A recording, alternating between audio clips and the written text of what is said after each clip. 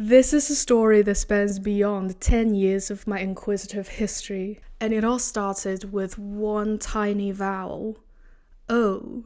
Not even a word, not even a meaning, just one small element sitting between two classical-looking parts. But somehow this tiny O caught me so badly that I ended up writing a BA dissertation, an MA dissertation, another MA dissertation related to it, and finally a PhD thesis on Greek nominal compounding. So I am not here to lecture you about a vowel. I am here to tell you the story of how one instinctive obsession drove a 10-year academic journey. The Inquisition started about 10 years ago. I began to notice some words in English like astronaut, dinosaur, psychology, dermatology, geography. And the more I looked at them, the more I realized that they shared something. They often had this O in the middle, and their parts often came from Latin or Greek. For example, in astronaut, you have astra, star, and naut, sailor. In dinosaur, you have dino, horrid,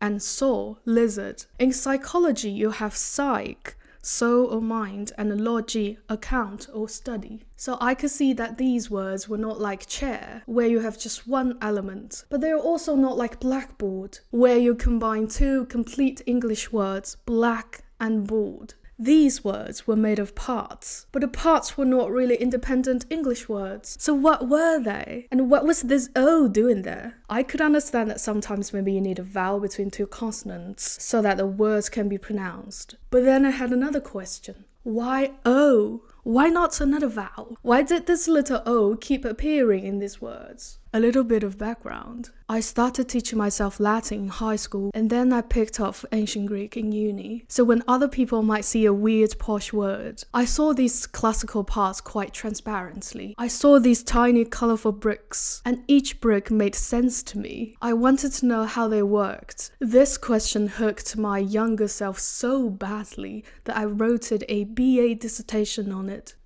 Yes, I was writing about Greek while I was in the English department. My BA dissertation was called The Use of Combining Form O in Greek-Derived Compounds in English, a Historical Perspective. The question was simple. Where does this O in English neoclassical compounds come from? I took a historical look at this problem. I looked at Greek-derived compounds in English and traced the history of this combining form. And what I understood at that stage was this. These words are not made from complete English words. They are made from classical stems or combining forms. So the O is not an English-originated element. I learned that it functions as an independent linking element in neoclassical compounds in English, and that its history can be traced back to ancient Greek compounding. That was my first answer. It allowed me to understand why words like astronaut, psychology, and dermatology felt internally structured, even though their parts were not freestanding English words. In linguistic terms, I understood that multimorphemic words can be made with stems, rather than free words. At the same time, I began to see the O as a small but real piece of word architecture. Then I took the question further in my MA Linguistics dissertation. This time, the question became more technical. What exactly is the status of O in neoclassical compounding? Is it just phonological?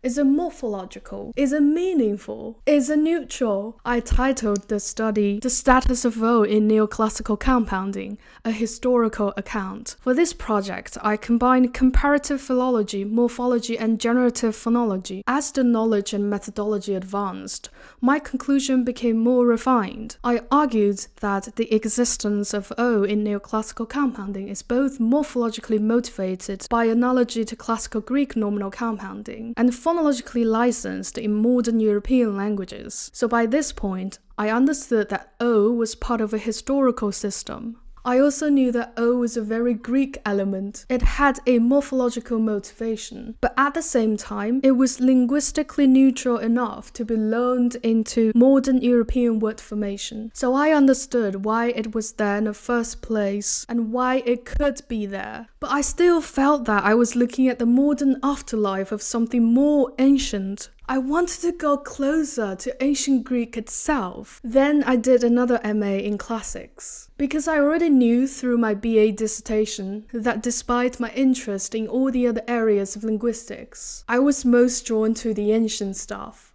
And to be able to handle the ancient stuff, I needed more direct training in it. For my MA Classics dissertation, I was staring at O in the eyes. The study was called O Vocalism of PIE Syllabic Resonance in Mycenaean, Arcado-Cypriot, and the Aeolic dialects. Yes, I know, it sounds very different. I was no longer looking at O as an element of something else. I was studying it in itself, trying to understand possible historical conditions around this vowel. I was locked in on the rare cases of O vocalism in ancient Greek dialects. The question was no longer, why is there an O between two parts of a compound? It became, how does Greek produce, preserve, and pattern this vowel historically? This project significantly deepened my understanding of O. It taught me to look at O not only as a linking element, but as part of the deeper sound history of ancient Greek. I also got to apply my theoretical linguistics toolkits directly to ancient Greek.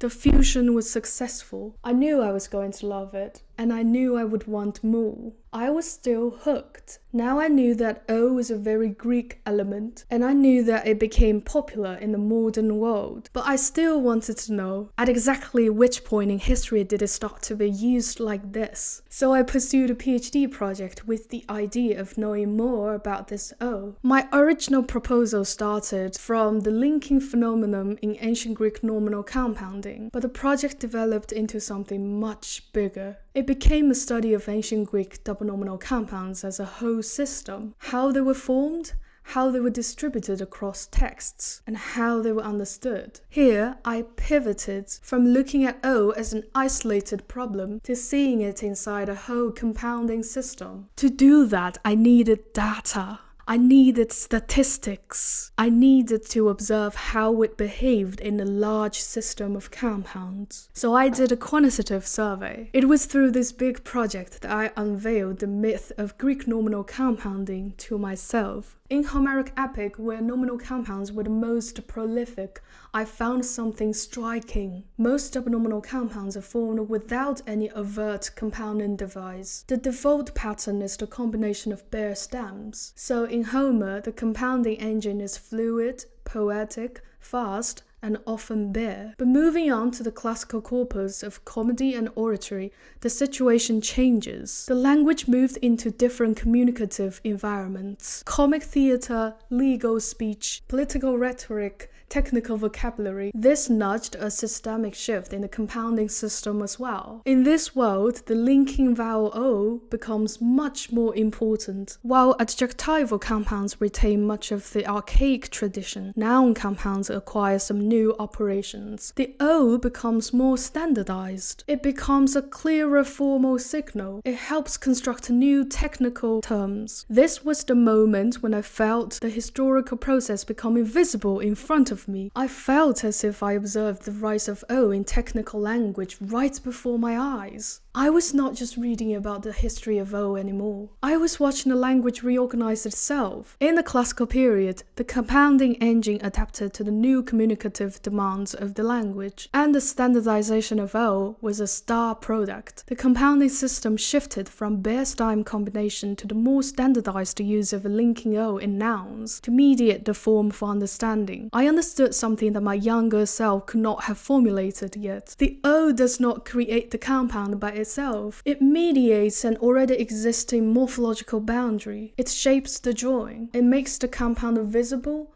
audible, and processable. So after all these years, I finally understood that this tiny O belongs to a much larger architecture. A compound is not just two parts plus a vowel. It has generative structure, it has morphophonological shaping and a surface form, and it has to be accessed and interpreted by a listener or reader in a context. That was the whole event of a compound. That gave me closure. Not because everything is solved once and forever, but because the original question had finally grown into a complete intellectual world. I hypothesized, tested, and constructed an architecture where every part of the system made sense to me. And I think this is why finishing this PhD feels like life coming full circle. In my thesis acknowledgements, I actually thanked the Greek element of O. I wrote, from my BA dissertation on neoclassical compounds to this PhD on Greek nominal compounding, I thank the Greek element of O for a journey of obsession that spans far beyond the past 5 years. And I really meant it. Of course, there is still so much more to discover. There are so many things I have not studied yet, and my curiosity is never ending. But I feel deeply satisfied that everything came together from what once seemed like a purely instinctive obsession beyond reason. It feels like a gigantic, proper catharsis. And I also want to thank you all, because by making this video, I get the chance to review and behold my own journey of inquisition. It feels amazing that what I see as childlike playing around with colorful bricks is also appreciated by so many people out there. This is the best gift I could give to my younger self, to the child who believed in herself, but also wanted to be seen by the world.